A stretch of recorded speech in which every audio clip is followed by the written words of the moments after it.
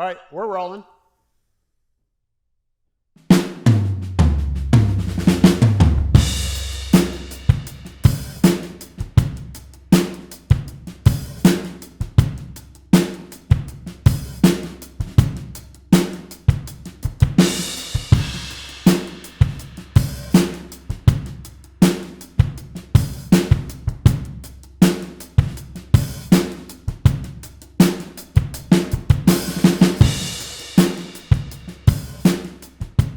That's the other thing is, especially drummers are guilty of this. They're like, no, man, drums are supposed to ring, and it's like, yeah, I like drums to ring too, but again, it's like, how's it going to sound with a mic right there, How's it going to sound on the other side of the glass? So it's a modern bell brass. So it'd be interesting to hear this drum compared to, because yesterday we had, yeah, we heard the Terminator. You had the Terminator? Did Ross bring that drum? Ross brought the Terminator. He has the Terminator? But he brought T2. Apparently T1 is retired. Oh, wow. Because that's the Nirvana drum. So when I first started playing drums and I was like 9 years old, Nirvana. It was Nevermind. Yeah. It was like Nevermind and Soundgarden and Green Day. Those were like... When you hear those drums, your mind, you just go... Yeah, but in my like earliest drumming memories, like of what drums are supposed to sound like. Right. Like that's like this, like that's me, that's just... And it's interesting though, how because I hear, that's not your... Doesn't really seem like that's your technique. Well, I had an interesting detour after that. I mean, because like eventually, like it wasn't like rock wasn't like the big thing at a certain point. Yeah. And my grandma was also like, here, you should check out Buddy Rich and Gene Krupa. Wow, okay. Go grandma. And like Max Roach and wow. like Elvin Jones. Like like at the same time I was listening to grunge and like, all those bands. It was like, you should check out like these guys, from like the 50s. So I did. And I went to school, like in college, I studied lots of jazz, and partly that's how I was able to get my touch together on the drums. So I wasn't always just like a, ham-fisted drummer. Paul said, swinging for the floor. Yes. Exactly. Right? Amazing. Yeah. So, but I've always liked to play all kinds of music. Okay. So yeah, anyway.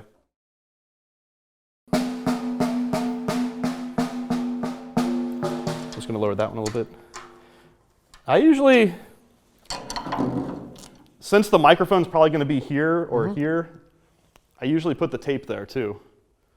I don't know if that makes a huge difference. I have no idea if that's but that's just where I put it, and it works. A factor. So I don't mess with it. It's like once you get a system that. And then also I've seen there's the one piece of tape. There's like that brass side clamp. Oh yeah. Muffler. It's heavy. There's heavy. I see people take their wallet out. That's a thing too. Yeah. Something about adding density. Correct. Like adding weight. Right. Like kind of like putting the sandbag in the drum. Yep. But also like with the snare, I'll just make sure it's like a fatty piece of tape. It's not like one little loop. Yeah. So already 1,000 times better. Right? I'm just going to dial it in a little more. So like that one, and this is a die-cast hoop, so it's going to be like a little more focused sounding. But I just find the one that's like really... Which is that one? Yeah.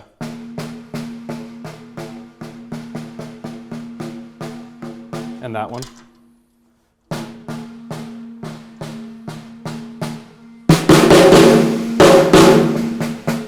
Getting into dangerous overtone. Yeah, exactly.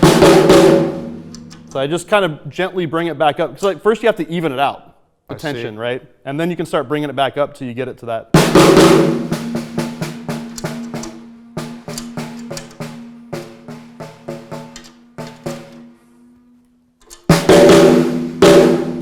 Probably add one more piece because there's the. But you're really paying attention. You're kind of like tuning the room out in your head and really paying attention to what the drum is. Exactly. You're Yeah. hearing the overtones that I'm hearing Yeah. that I know I'll be picking up on the mic. I always try to think from the perspective of what's it going to sound like Correct. in there. Which is kind of a hard, a little bit of a challenge, a little Right. bit of a hard, a little bit of a lot of learned. Yeah. Yeah, that, I mean, you can't teach experience, you know, but. No. But that is,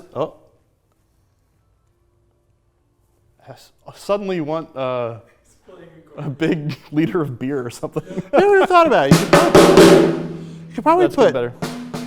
a mic on your snare and then just solo it up and put cans on and listen that way. That's actually what I end up doing at home. Oh, wow. Because I put my in-ears in. Ah. Because I'm by myself in my little studio recording.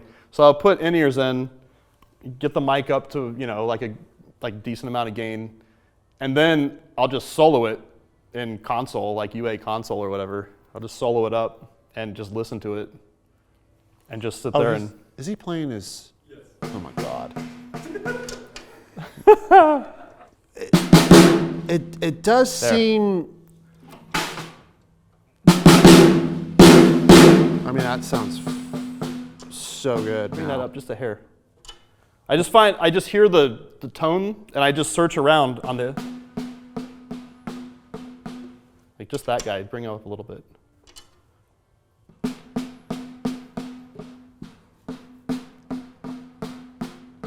Maybe this guy just a hair, and that should do it. It's beautiful. And then the only thing, this is another thing with drums, is like, you have to keep in mind that this is a 6.5, right? Yep. And this is a 13 by, it almost looks like a 13 by 8, but I think it's a 13 by 9, it's the standard size. These two have to play nice together, right? Mm-hmm. So, like I'm hitting this drum right in the middle, and you hear that, it's not there anymore. Right. Because it's this head that's ringing. So my next step, because once I get the kick and the snare where I want it, since that's the meat of a groove, Right. in 99.9% of Correct. modern music, then I can go in and dial in like two toms. where the tom's gonna sit that makes sense, well, not only in the song, but like just with the kit itself. Right. Like, so that there's not like a bunch of extra weird, you know, ringing going on. So usually what I'll do, this will prove a point. Because right now I can muffle it, right? And you think, oh, that'll take care of it. But since we're dealing with frequencies, usually what ends up happening is no amount of tape will get rid of that. No. Because it's frequencies, right?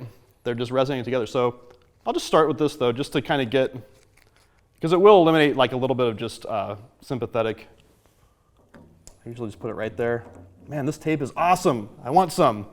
And I'll usually put one on the bottom too, if there's not. Here. There's nothing. Maybe your. You got a tape guy? Thank you. Wow. Where do you get this kind of tape? Pro gaff, man. Because It's pro gaff. whatever the gaff tape I got on Amazon last time was, Oh. it was like amateur gaff. Also, I think this one's melted. Yeah, so it's even better. Yeah, so it makes it a little more sticky. Just all that adhesive just Yeah. everywhere. So, okay, so check it out. This is one piece of tape on top and one on bottom. I should have hit it without it on at all first, but you could. But anyway, that kind of took care of it a little bit. Let's do it on this one. Doesn't sound bad. Sounds pretty good. I mean, it's cool. There's lots of low end. There's a nice decay. It doesn't ring forever. But if you put a condenser mic right on it, It's gonna. it's going to pick up all that, like all that. Yeah. So I'm just going to put, again, probably like around where you're going to place the mic, which would be in here somewhere. One fat piece of tape on top and one on bottom. And I'll show you, I'll hit it again here without any tape on bottom.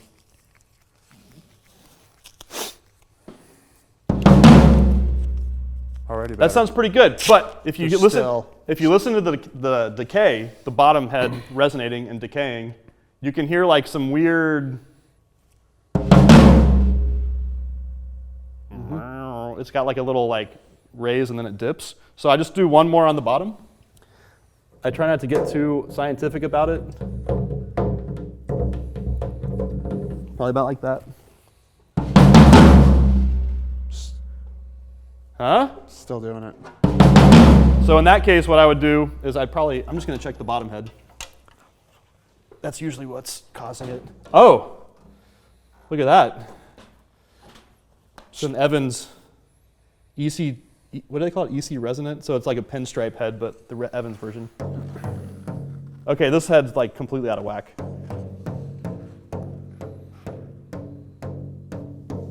Just gonna tune this one up a little bit.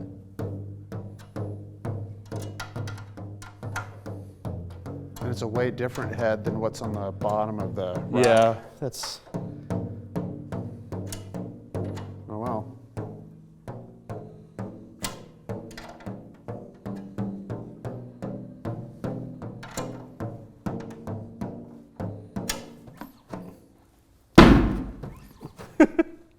Stretch it out a little bit. See how much it went down?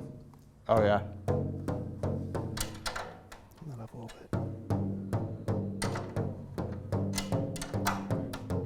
bit. The thing about die-cast hoops is that usually with triple flange hoops, it's all about the lug that's across the drum. But on die-cast, it's all about the lug that's right next to that lug. So like if this one sounds, That's flat, right? it sounds low, but I can't go much lower with it because the ones next to it are too tight. See? Yep. And then I can bring this one back up a little bit. Oh, interesting. So die-cast it's a tricky one to get even, like the tension. You're in the ball game now, though.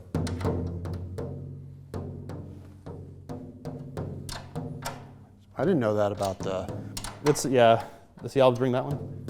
Right? I'm just using my ears. No, but I didn't know that about the rim difference. Yeah. I never would have. Let's see if that, I might have to bring it up a little bit more. Let's listen to the decay now, though. Oh, done. Right? Yep. So yeah. Oh, just. It slipped a little bit. Yeah, it did. Moral of the story is once you tune the drum, don't hit it. There you go. I'm going to bring up the bottom just a hair because it's almost there. But yeah. That's always the thing with like recording super loud rock, is like with a snare. By the end of the song, the snare's like like a third lower, you know, if you're hitting the drum too hard. Yeah, I usually find Bring that up a little bit. every take you just gotta like do a quarter turn on the snare Yeah. up to get it back to pitch.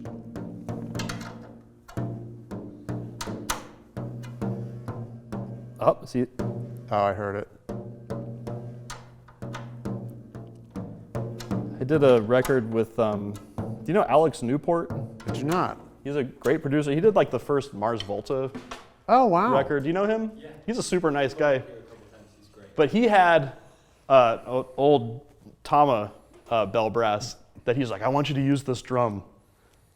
He's like, I love this drum. I can't do the British accent, but he's like, you got to use this drum. But he had me bring like 3 extra Bell brass type. heads. Oh, Because we were like, he's like, I want you to hit as hard. And he was like compressing the daylights out of the room. so But- he wanted you to just power. Yeah, but then we were like switching heads like, Wow. you know, like throughout the day. And it sounds awesome. That's a long decay. But the tone is nice. I'm curious to hear that now though. With the, I would say I'll put one more piece of tape on. I would say dampen it just Yeah. to control the length That of the decay, note though. because it sounds great. Yeah, the tone is nice, but it's just long now. I'm surprised it can resonate that long. Something about Something about Gretsch drum. I love Gretsch drums, but something about the floor toms do tend to ring forever. Interesting. Like every time, it's not even open now, but at Capitol in that drum booth, if I ever have like a 14-inch floor tom in that room, it's like it's like this, but like, boom, just like. So it's a sine wave. Yeah, it's like, I don't know what it is in that room specifically about Gretsch drums. Okay, so now I'm going to put one more on. Oh. I usually, for whatever reason, the same amount of tape on the bottom as on the top is usually, well, I'll hit it now. Still ringing. Watch. Wow. I'll do one more. I once saw, I think it was Grohl. I don't know him personally, so I just call him Grohl. I'm not going to call him, I'm not going to call him Dave. But I did see where they just do like one big like piece of tape right across the middle, like, or they'll do like a cross, like on the bottom head. Yeah. Gersh. Gary Gersh. His drum tech. Is that? See? Yeah. I don't know. I'm just watching stuff on the internet. Gary's here. really, really good tech. He more of a rock, right? He's got more of a rock, like open tuning. Yeah. That's Tom's awesome. just ring for an hour. That's Great. better. Great. See? Sometimes that's all it takes. Oh God. You hear it?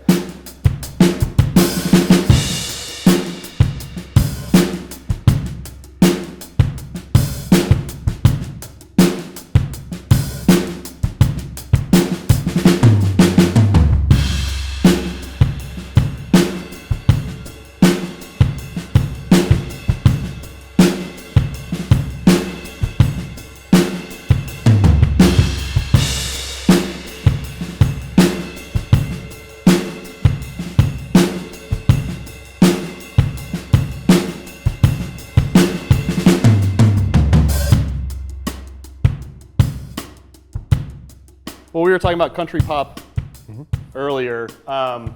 It's like, what does that even mean anymore? To me, it's almost like, it's like rock music with like a little twang to it, right?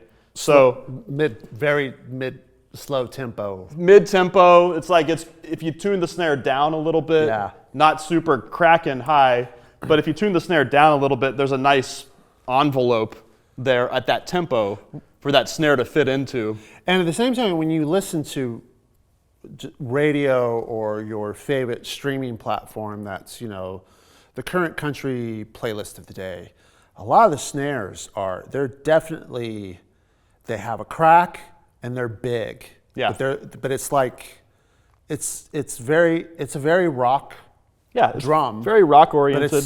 But it's this tempo and it's taken up a sizable space in the mix. Yeah, so that's exactly why, like a big bell brass drum like this, it does that thing.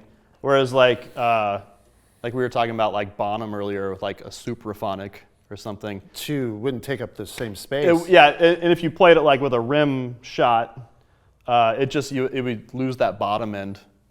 Yeah, so it would just in that realm of how it's sort of blended and mixed together as a band. It would almost be like the supraphonic would just be this little line there going crack. I'm not saying it wouldn't sound bad. Yeah, but I mean, it just doesn't have the same kind of weight size that they're going for. Totally. And you could always, use a sample or something. But I feel like a lot of country stuff, I mean, that's just automatic. Like they put like maybe they tuck a sample in underneath. Maybe to support. I don't know, but I feel like a lot of drummers or session drummers that are Nashville based. I know most of them are monster players, and I think their drums. Yeah. They know what to do. They know how to get it. Oh, for sure. But I feel like with just to lean into the pop thing, it's like they're going to end up putting samples in there. I just like to get as close as I can. So if you're recording, especially if you're recording live with a band, right? It's like I want the artist, right, the engineer, the producer, I want them to be stoked in the moment that we're recording. Like I want them to get excited right there about the sound they're hearing, instead of like, that sounds pretty good. We could probably, like tweeze it later. Yeah, we could fix it in post or whatever, man. But I normally just want them to get like stoked. Like I want them to be pumped with the sound that they're getting when we all go in there and listen. That's the main goal. So yeah, that's why I went with this snare. Can you remind us what that snare is again? This is a Gretsch 6.5 by 14 bell brass. So it's a brass drum, But you think pretty heavy. But you thought it was a 90s, came out in the 90s? Oh, no. Well, this particular badge is it's a round badge, and they didn't start making the round badges again until like 2012, I think. So it's a definitely more modern version of a Tama bell brass. Yep. Yeah. I mean, I think the Tama ones are kind of the holy grail. They are the holy grail. From the 80s. Correct. The 80s Tamas. And this is their version of it. It's got die-cast hoops. It sounds awesome. sounds rad. Yeah. The tuning, the pitch is perfect right now. Thank you. It's perfect. Yeah, and if I know you guys are the camera's over there, but it's just there's no science to it, but it's like I put one piece of tape on, we were like, yeah, it's still a little too ringy. Put another piece of tape kind of across the drum where I heard that ring coming from. That's better. Let's try one more. 3 pieces. It's the rule of 3, and you're in. Okay. I learned a lot today, man. Awesome. I'm a frustrated drum tech. Well, I'm a frustrated engineer, so we work well together. I just wanted to have like a little more like you're getting punched in the gut, when you hit it, but still with some crack. So it's always finding that balance of crack and like just totally There's a balance, man. Yeah. I'm not a violent person either, but